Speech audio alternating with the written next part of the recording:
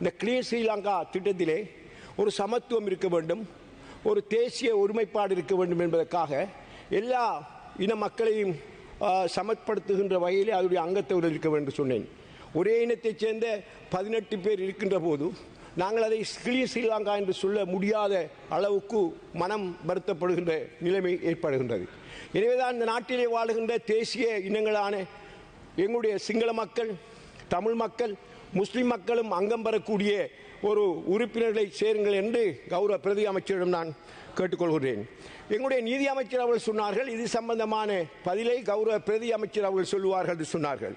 கௌரவ பிரதி அமைச்சர் அவர்கள் அந்த ஆலோசனை கூட்டத்திலே நான் இந்த அமைச்சுக்குரிய கிளீன் ஸ்ரீலங்கா திட்டம் இந்த அமைச்சுக்குரிய நீதி அமைச்சுக்குரிய திட்டமில்லை என்றும் அது ஜனாதிபதி அவர்களும் ஜனாதிபதி செயலகமும் அதை பார்த்துக் கொள்கிறார்கள் என்று சொன்னார்கள்.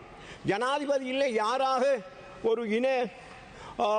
ஒரு சமத்துவம் இல்லாத செயற்பாடுகளை மேற்கொள்கின்ற போது இந்த தேசிய ஒருமைப்பாட்டு அமைச்சுடைய கடமை அதை சமப்படுத்த வேண்டும். இல்லை என்றால் இந்த நாட்டிலே சமத்துவம் இன ஒற்றுமை என்று பேச்சாளர்கள் மாத்திரம்தான் நாங்கள் இருக்க முடியும். செயற்பாட்டிலே நாங்கள் இன்னும் அதனை செய்யாமல் இருக்கின்றோம். எனவே இந்த அமைச்சரும் இந்த அமைச்சும் உடனடியாக அந்த ஸ்ரீலங்கா திட்டத்திலே ஸ்ரீலங்கா கிளீன் ஸ்ரீலங்கா திட்டத்திலே எங்களுடைய தமிழ் முஸ்லிம் யாரையாவது நீங்கள் உங்களுக்கு ஆதரவானவர்களால் நியமிக்க வேண்டும் என்று நான் கேட்டுக்கொள்கின்றேன். அடுத்ததாக இந்த அமைச்சுடைய செயற்பாடுகளை நீங்கள் சிறந்த முறையில் செய்ய வேண்டும் என்று நான் எதிர்பார்க்கிறேன். உண்மையிலே கௌரவ பிரதி அமைச்சர் சம்பந்தமாக இனவாதிகள் இந்த நாட்டிலே பேசுகின்ற விடயம் எங்களுக்கு கவலையை தருகிறது.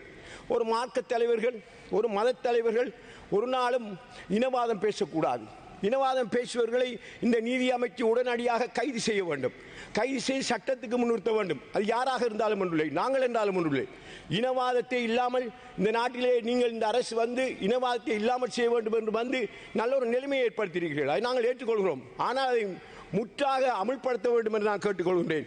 அல்லது இனவாதத்தை பேசுகின்றவர்களை, இனவாதத்தை உருவாக்குகின்றவர்களை, இந்த நாட்டிலே ஐக்கியமாக வாழுகின்ற மக்களை அரசியலுக்காக பேரம் பேசுகின்றவர்களை இவர்களையெல்லாம் கைது செய்து புதிய ஒரு சட்டத்தை நீதி அமைச்சு கொண்டு வர வேண்டும். இந்த நாட்டிலே இனவாதத்தை இல்லாத ஒரு சட்டமூலத்தை நீதி அமைச்சு கொண்டு வர வேண்டும் என்று நான் உங்களிடம் கேட்டுக்கொள்கின்றேன்.